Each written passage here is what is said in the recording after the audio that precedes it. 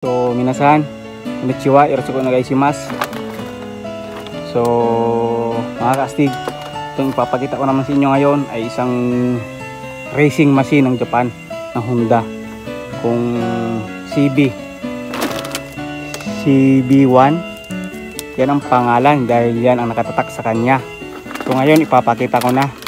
Ayan po, napakaganda, motorsiklo. Sana lahat ay meron ka. So, wala akong masabi, natutulala ako kasi wala pa akong pangbili. Parang katulad din siya nung Puteno, hindi ko lang alam. Pero napakaganda talaga nito, pare.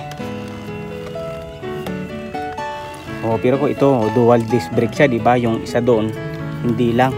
So, tatanungin natin yung may-ari nito kung saan yung 400cc na CBR ba yun? So, itatayo natin yan para makita nyo. Tingnan nyo naman yung makina niya. Parang mas maganda nga ito kaysa doon sa isa. So, hanapin natin yung 400cc na CBR. Pag CB1 ba at CBR, magkaiba ba yun? Yun ang hindi ko alam, mga kastig. So, just wait. So, ito siya mga kastig. So, paki-comment na lang kung anong klase ng motor to, kung ilang cc. Basta yan, 4 cylinder siya. Ay ibig sabihin kung 4 yung piston niya, 400cc siya, ganon. So i-confirm na lang natin yan sa tropa natin. Tatanungin natin yung tropa natin. Tingnan mo naman, may ganyan-ganyan pa. Kaya mamaya kukunin ko to.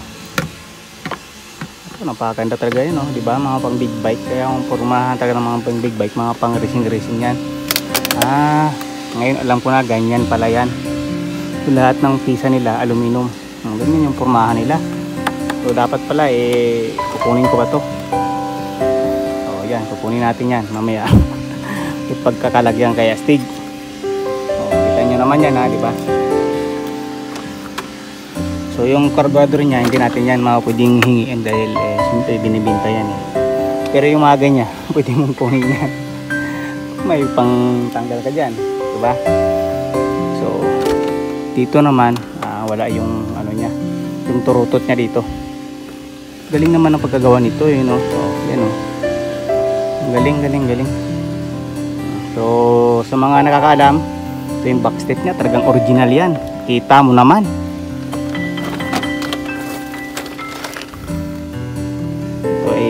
Gawang Honda Japan. So napakaganda yan, pati mags may pangalan Honda, diba? So napakaganda. So sana ipatuloy nyo subaybayan yung ano natin dahil ngayon pa lang tayo magkisimula tungkol sa mga pagbablog sa motor dito sa Japan. So ayun, sana ay natuwa kayo at nagustuhan nyo ang motorsiklo na to, kaya sana ay i-like mo na to. Number 7.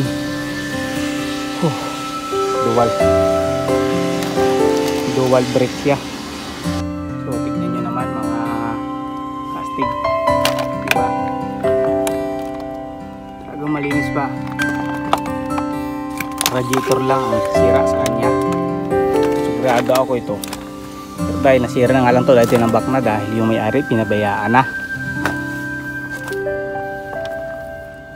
Nung una ito, bagong bago pa, alagang alaga. Nung nagsawa, hinayaan na. Parang babae. Pero hindi naman lahat, at iba naman yung pananaw natin sa babae. Sa babae naman ay talagang masarap ang babae. Sinasabi ko sa iyo, pare. Kaya ngayon pa lang mag-asawa ka na. So masarap talaga to. Apat yung carburetor niya, napakaganda. Nakikita nyo naman. Diba, ayan yung ano niya. Kaya dapat i-like na lang ng video natin to mga sir, mga kastig. So sa kabila, papakita ko pa sa inyo.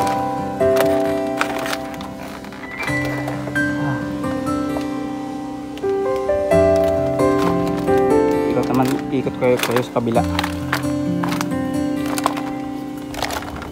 Kasi kung bakit ang forma niya, ibig sabihin ito talaga yung forma na nire-racing. hindi puro forma lang, kundi maliban sa may forma, nilaro talaga to. So sa kabila naman at iikot ko kayo, diba, napakaganda. Dual disc siya. At saka ito yung makina nya. At lahat ng mga, kung mekaniko ka na nanonood ka, ay dapat ay i-like mo na to, dahil yan ang bahagi ng trabaho mo, diba, pagiging mekaniko. Kaya minamahal yan, lalo na ang customer natin. Kaya yung mga customer nyo ay mahalin nyo, huwag nyong awayin. Dapat maging pagkumbaba lang tayo mga kaastig. So takat, iikot natin yung camera. Okay, ito naman pare, hindi ko alam kung sino mas malaki sa kanila, pero ito naman si pare, CB1 na may pangalan.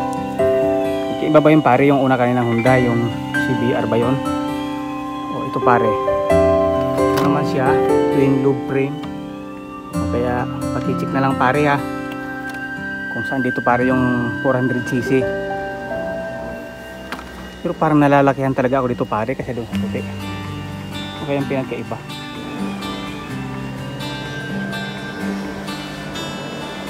Pero yung kasi siguro nagkakaiba sila pare sa sticker, kasi yung isa na yon Honda ito naman CB. Kaya pakicheck mo na lang pare ha. Pero doon sa kabila pare, parang mas iba to pare. Kasi dito yung isa pare talaga ganyan, pero yung isa doon, isa naman pare, iba siya. Kaya pakicheck mo na lang pare. Ay ibig sabihin, ano ba yung pare, anong pinagkaiba nila? Basta 400cc pare yung kailangan natin. So ito siya mga kastig. So paki-comment na lang kung anong klase ng motor to, kung ilang cc. Basta yan, 4 cylinder siya. Ay ibig sabihin kung 4 yung piston niya, 400cc siya, ganon. So i-confirm na lang natin yan sa tropa natin. Tatanungin natin yung tropa natin. Tignan mo naman may ganyan pa. Kaya mamaya kukunin ko to. Napakaganda talaga yun, diba, mga pang big bike. Kaya ang formahan talaga ng mga pang big bike, mga pang racing yan. Ngayon alam ko na, ganyan pala yan. Lahat ng pisa nila aluminum, ganyan yung formahan nila. So dapat pala kukunin ko ba to. So yan, kukunin natin yan mamaya. Pagkakalagyan kaya astig. Kita nyo naman yan diba. So yung carburetor niya, hindi natin yan pwedeng hingiin, dahil siyempre binibinta yan Pero yung mga ganyan, pwede mong kunin yan. May pang tanggal ka dyan, diba? So dito naman wala yung niya, yung turutot niya dito. Galing naman ang pagkagawa nito yan galing.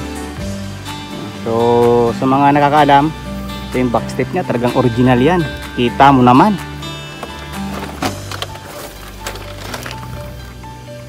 Ito ay gawang Honda Japan. So napakaganda yan, pati mags may pangalan Honda, diba? So napakaganda. So sana ipatuloy nyo subaybayan yung natin, at dahil ngayon pa lang tayo magkisimula tungkol sa mga pagbablog sa motor dito sa Japan.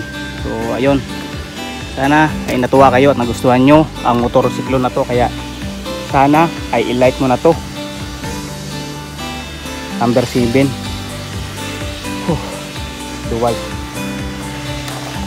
Dual brake siya. Hanggang sa muli, ito si Samurai Astig.